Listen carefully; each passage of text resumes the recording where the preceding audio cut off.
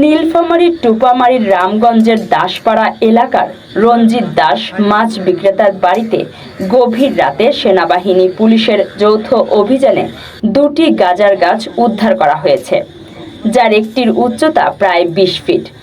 বাড়ির মালিক বলেন, বউ বলেছিল কাঠখড়ি হবে, তাই যত্নে বড় করা গাঁজার গাছ চিনতেই পারেননি তিনি।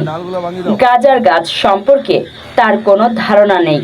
নীলফামারী সদর থানার পুলিশ বলছে, তদন্ত শেষে আইনগত ব্যবস্থা নেওয়া হবে। মাদকদ্রব্য নিয়ন্ত্রণ আইনে গাঁজা চাষ, সেবন ও বিপণন নিষিদ্ধ। এতে বিভিন্ন মেয়াদে কারাদণ্ড ও জরিমানার বিধান রয়েছে। কোনোদিন পালিও নাই আর আবাদও করিনি আর জানিও নাই গাছ। শাকসবজি ফেলা ছিল, তার সঙ্গে আসছিল, তবে মানুষ চেনে। আমি তাতে ডাল দূর ভাঙিয়েও দিছি নষ্ট করার জন্যে।